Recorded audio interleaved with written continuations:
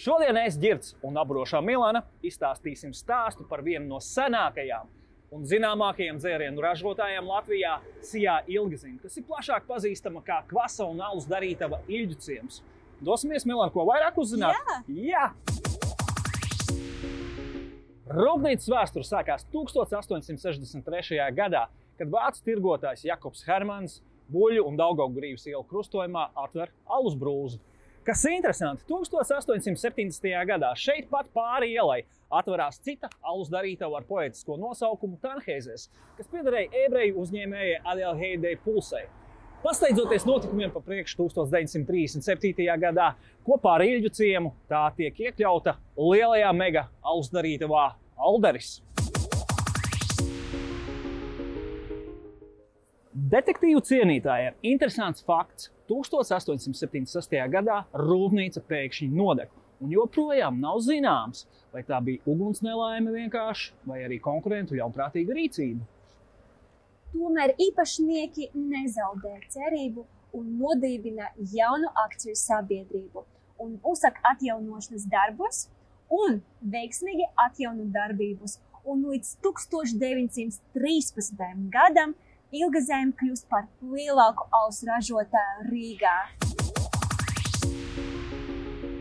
Pirmā pasaules kara laikā rūpnīcas telpas tiek izpostītas un rūpnīca pārstāja savu darbību.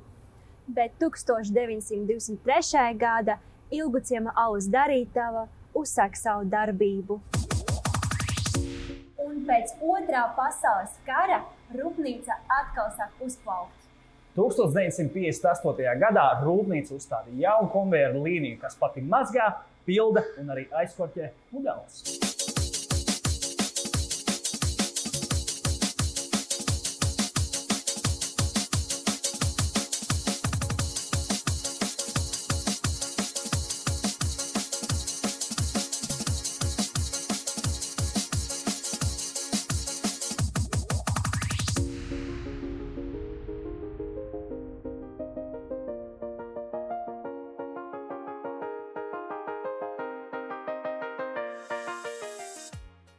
Šeit jāpiemina, ka tajā laikā tika aktīvi izmantoti elektroniskas skaitļošanas mašīnas, tas ir līdzīgs mūsdienu datoram, datu apstrādei un patēriņu analīzi. Mums laiku ir atvēlējis Ilģu ciema mārketinga direktors Rihards. Un kā tad radās slavenā veselība? Jau 70 gadi vairāk ir tirgu Latvijas. Tehnologs Kārlis Zālītis slavenais izveidoja, un priekš mūsu rūpnīcas tas tāds ir nozīmīgs produkts, svarīgs. Mēs esam Iesala graudu dzērienu ražotājs, un šī mūsu zvaigzne. Pieejam katrā veikalā, varētu teikt, ka tas praktiski dabīgs enerģētiķis, jo saturā ir artēziskais ūdens, Iesala graudi un cukurs. Atšķirās no kvasa, ka nav raudzēts. Kvasiņiem ir augsts, veselībai nav. Un tieši priekš Latvijas, ja salīdzina mūsu kaimiņus lietuviešus un igauņus, viņiem nav tāda dzēriena. Mums tas izveidojās vēsturiski pateicot Ilģu ciema fabrikai. Ilģu ciema veselība bija, ir un būs. Es domāju, ka daudz tāpatās kā es savu bērnību miglā kaut kur vai arī skaidri atcerās dzelteno slaveno Ilģu ciema kvasa mucu. Garās rindas, pa 6 kapeikām vai pa cik varēja nopirkt vienmēr svaigu kvasu, kā tad dzīma un kā dzīvoja slavenā dzeltenā muca. Atcerās tos laikus, kas bija pār 3 gadiem apakaļ, stāvēja laukā viņas un cilvēki dzēra svaigu dzīvu kvasu. Mēs joprojām vairākos veikalos pasniedzam dzīvo kvasu. Protams, viņš netiek ieliekts no dzeltenās mucas, bet mūsu veikalu ķēde, lejamo dzērienu, svaigo lejamo dzērienu veikalu ķēdī, viņi izmanto to dzelteno mucu kā simbolu. Mums arī izveidots viens no kvasa veidiņiem, kas ir pieejams veikalos, veikalu plauktos ar nosaukumu dzeltena muca. Uzzīmēt to smaidiņu, nolēmām, ka šajos tādos kapitalismu laikos, kad cilvēki visi ir skrien, vajag pozitīvu. Es pagājušajā vasarā Gulbīgā redzēju uz ielas dzelteno mucu, vai tie ir kādi zagļi vai pakaļdarinātāji, kas tur par stāstu slēpjās? Mēs neesam mantojuši tiesības, ka tikai mēs varam izmantot zeltaino mucu. Mums tieši iepriecina, ja cilvēki turpina šo tēlu, neaizmirst. Es uzskatu, ka tas ir ļoti veselīgi, ja saglabājam pareizi tradīcijas. Ja. Jo, ja mēs tās tradīcijas nesaglabāsim, kuras ir atdūšas un pareizi, ja, tad mūsu spēks mazināsies. Es saticis Arti jeb Kvasa puiku, sveiks. Jā, sveiki.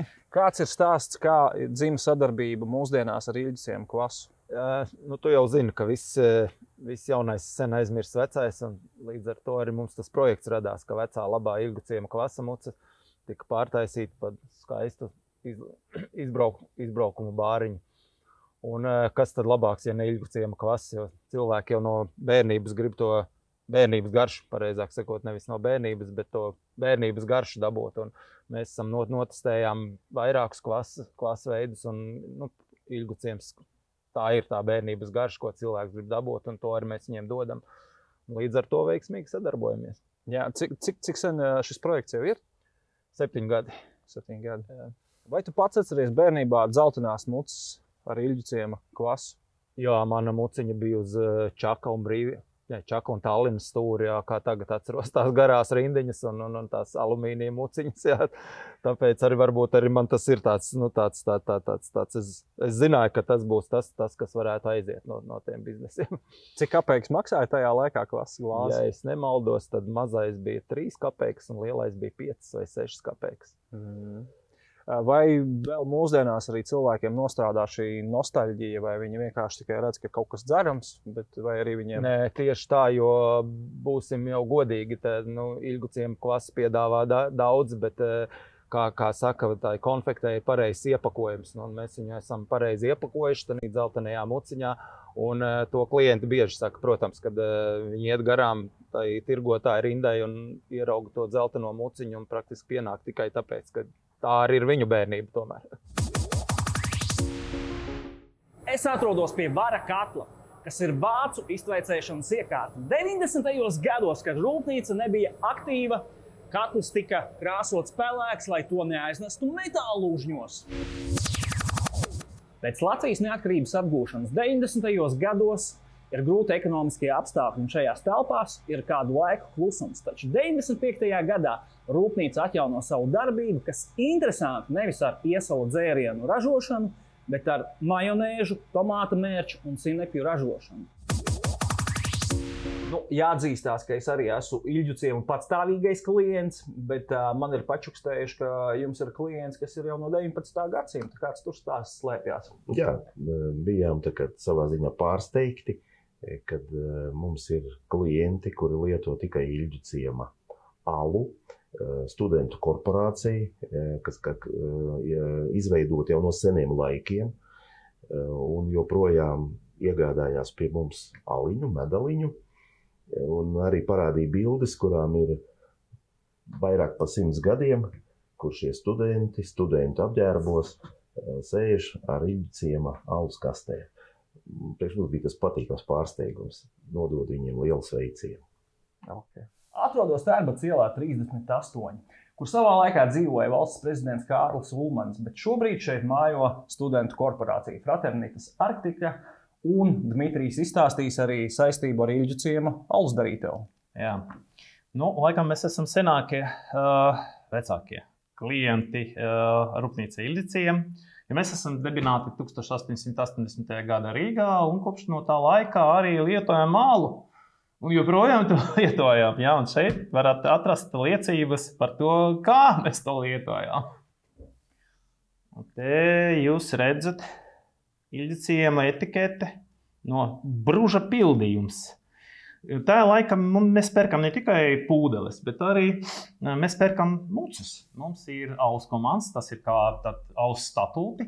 Jā, un tur ir rakstīts 11. paragrāfs, kur es vēl parādīšu jums. Ir rakstīts semper bibendum. Tas nozīmē, ka vienmēr dzerojoši. Ja? Un jūs saprotat, ka nevar piedzerties un turpināt dzert. Ja? Un tādēļ vajag apstāties, dzert mierīgi, ja, sava normā un ne vairāk. un par šo pārkāpumu ir sodīti mūsu biedri. Ja, viena no tradīcijām ir Olimps. Ja, te jūs redzat sastātas galdas, ja, vienu uz otru. Un augšā 6 cilvēki, burši, ja, kur var vai dziedāt, vai runāt ar dzēju savā starpā. Ja kāds nemāk, tad viņam jāatbrīvo vietu, viennozīmīgi. Un šeit ir bilde arī no tāda paša Olimpa augšā.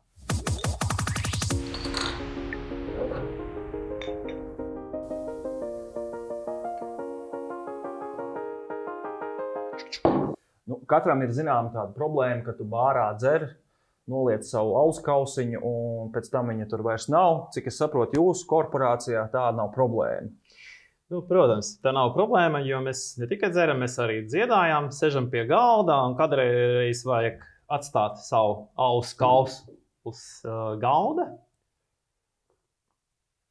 Tad šim nolūkam mums ir tāds pulkstuņu piekariņš, kurš ir noņēmams. Korporācijas tas sauca bircifelis, no vācu valodas tas ir alus piekariņš. Ja? Un šeit ir mūsu korporācijas vapenis, bet šeit ir iniciāli. Ja? DT, Dmitrijs Trofimos. Un es varu atstāt šo alu un neviens nepaņems. Kur tad ir noslēpums šiem jūsu fantastiski garšīgajiem dzērieniem? Receptūra. 160 gada veca receptūra, kura atsevišķiem produktiem, izņemot varbūt medalus, tas jaunās paudzes produkts, bet ja mēs runājam par aliņiem, par kvasiņiem, par iesaldzērieniem, to mēs glabājam, nevienam nerādam. Tas ir viens. Otrs, kvalitatīvas izejvielas, neliekam klāt konservējušās vielas, konservantus. Jau 15. gadsimta bija zināms vairāk nekā 500 kvasu veidi. Jūs varat lūdzu mums pastāstīt, kāda ir tieši ilguciema kvasa recepte? Mēs savu ilguciema kvasu ražojam no iesalām. Ražošana izmantojām miežu iesalu un rudzu iesalu. Sadrupinot iesalu un samaisot ar ūdeni, iegustam iesala misu. Misai pievienojam cukuru un raudzējām ar maizes raugu. Pēc raudzēšanas kvasti iegūst raudzēšanas procesā piegāšu īpatnējo. Kvasa ražošanas process ilgst vairāk par 24 stundām. Ilguciemā oriģinālais kvass ir piedāvājam arī kā izlējamo tikai mūsu tirdzniecības vietas.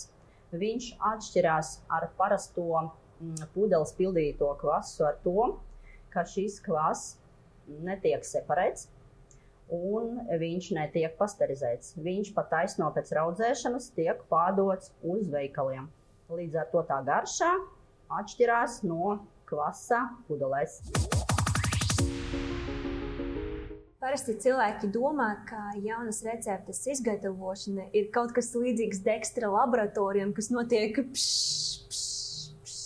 Bet kā ir patiesība? Jauna produkta izstrāde sākās ar uzdevumu un kritērijiem, gala produkta kritērijiem. Balstoties uz tā uzdevumu un kritērijiem tiek izstrādāta papīra receptūrā, kur salikta visas vajadzīgas izejvielas un to daudzumi.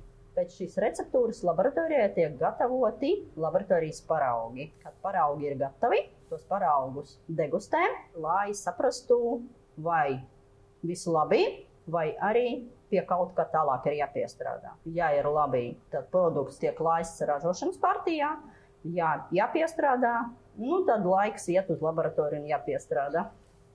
Daudziem cilvēkiem patīk maisa pagatavošanas procesu, un ir speciāls koncentrāts, kas atvieglo šo procesu.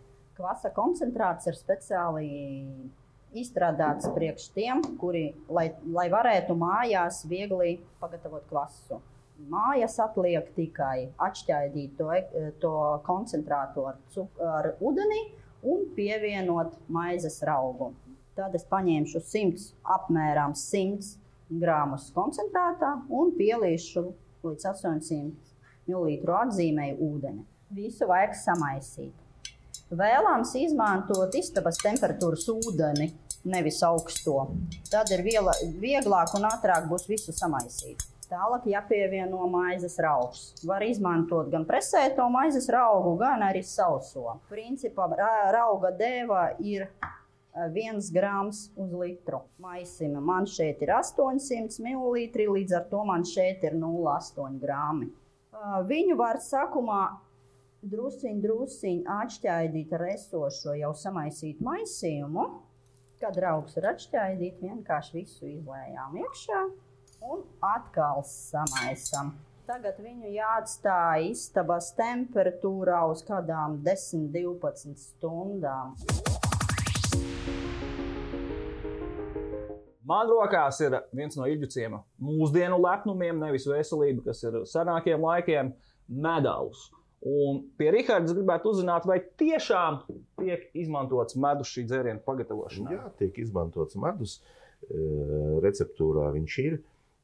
Bet tikai, ko es vēl gribu pateikt, ka šis ir unikāls produkts. Mums izdevās izveidot ļoti labu sabalansēšanu starp cenu un garšu.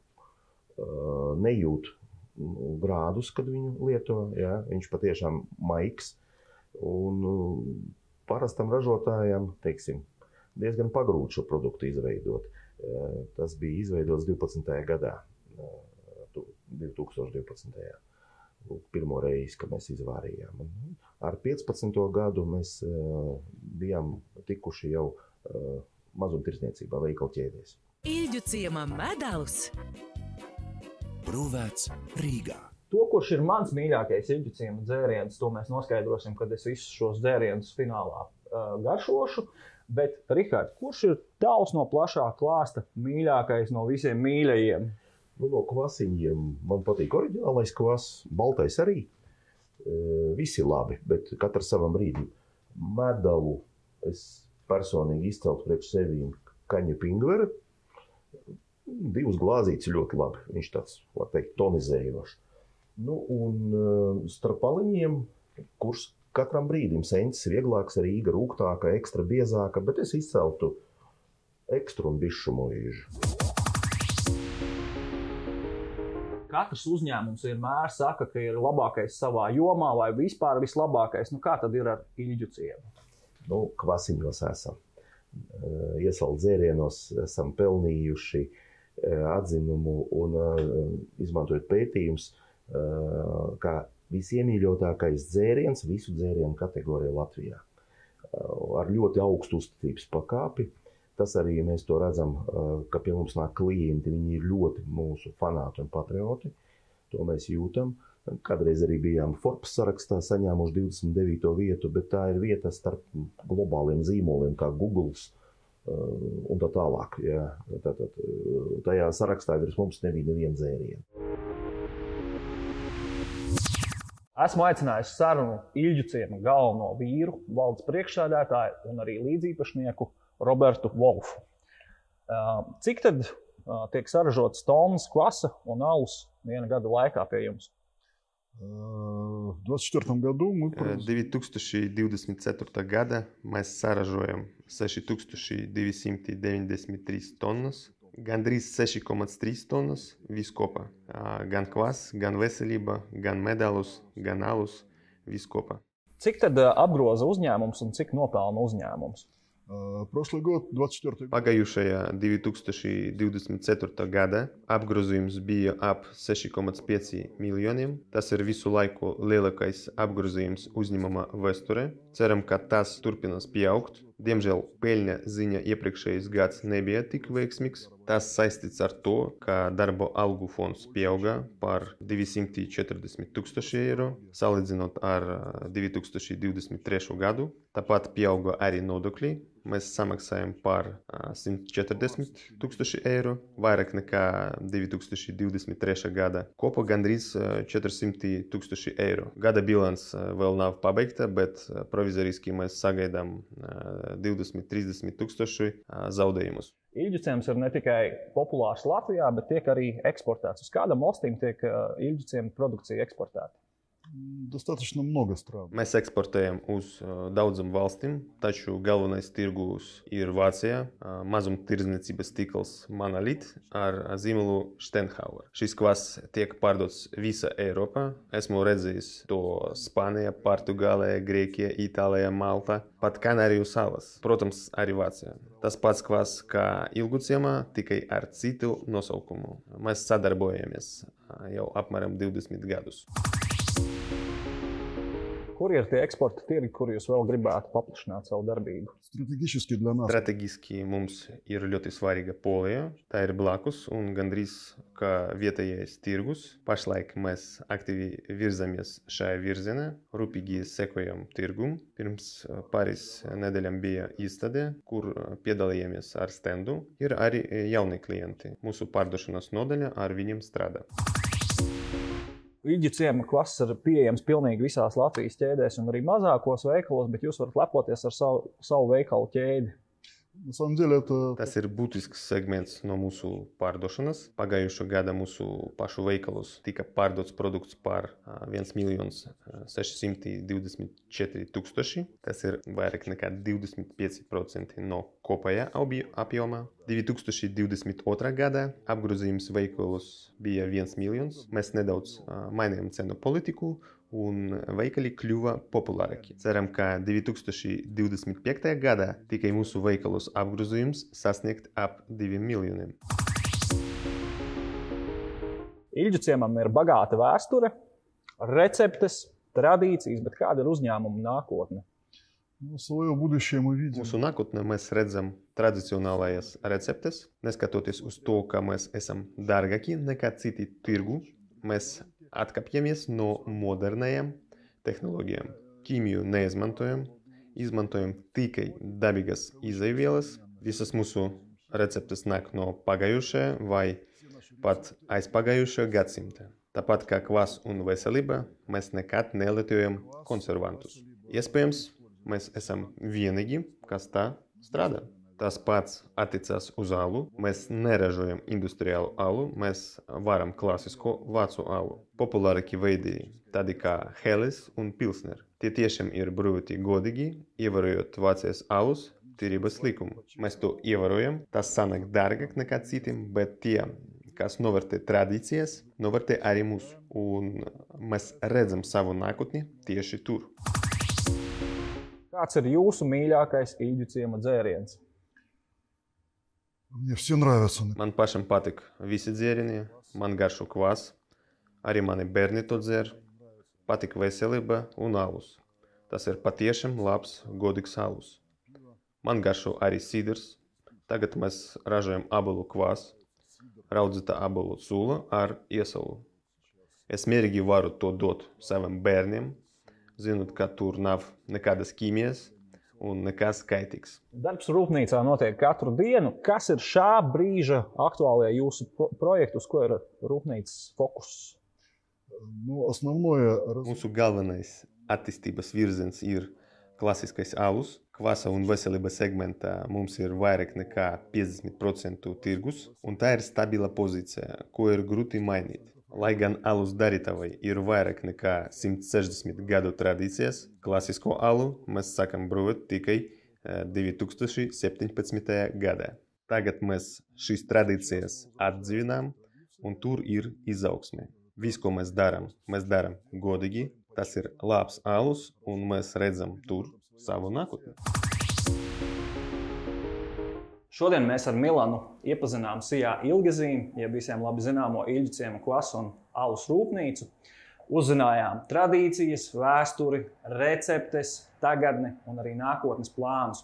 Bet viss šis stāsts būtu nepilnīgs, ja mēs neuzzinātu, kā plašais klāsts un sortiments garšo.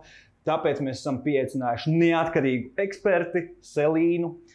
Un kā mēs zinām, bērni nekad nemelo. Mēs dosim viņai nogāršot un uzzināsim arī, cik garšīgi ir šie dzērieni. Nu ko, Selīna, ar kuru dzērienu tu sāksi? Tā, oriģinālais. Garšīgs. Kas tev viņā garšoja? Viss. Kolosāli. Nākamais dzēriens, ko tu gribi? Tā. Porteris. Arī garšīgs. Arī garšīgs. Ir salds? Jā. Okay. Tā, pārdomāju no nefiltrētā uz citu. Nē, nefiltrētais, jā.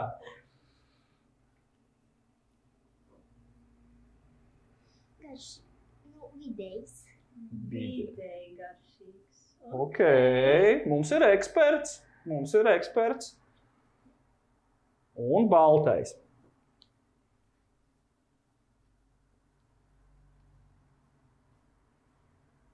Arī vidējs. Vidējs. Jā, tad kurš tev no visiem 4 vislabāk garšoja? Šitie divi. Un no 2 viens? Tas oriģinālais. Ilģu ciema kvass. Labākais Latvijā. Ko, laiks arī mums ar Milānu nogaršot tos dzērienus, kurus varbūt mēs neesam nogaršojuši. Es personīgi sākšu ar to, ko es nesu. Es riskēšu ar to, kas izstās visvairāk pēc alus. Ko tu dzersi pirmo? Arī to uzreiz pamēģināšu. Jā. Interesanti. Negaidīti, es teiktu, tāpēc viņš, kā es jau teicu, izstās pēc alus, bet viņš garšo pēc ļoti labas, dabīgas un limonādes. Man ļoti patīk tieši smarža. Ja godīgi, es nevaru apstāties. Ir garšīgs, bet pagaidām nav mans mīļākais. Ļoti atsvaidzinošs. Es kā sportists varu pateikt, pēc sacensībām pašā laikā šis varētu būt. Nu, turpinam ar ko? Varbūt ar šo. Aiziet. Lūdzu. Jā, paldies. Pēc garšas es varu pateikt, ka ir līdzīgs oriģinālam kvass. Ir līdzīgs, un man patīk tas, ka nav daudz cukura. Jā. Perfekts, manuprāt, tādā ziņā balanss. Tā. Jā. Nu ko, turpinam ar porteri. Tas varētu būt mans mīļākais. Šis ir, jā, pavisam savādāks. Atkal gribās salīdzināt ar alu. Tā kā tumšais alus. Daudz kreptīgāks, daudz bagātāks tāds, jā. Kungiem varētu patikt. Fināls. Absolūts Šī ir favorīts. klasika. Jā. Šī ir klasika. Es vienkārši sausu. Un kāds ir tavs mīļākais Ilģu ciemu kvass vai dzēriens?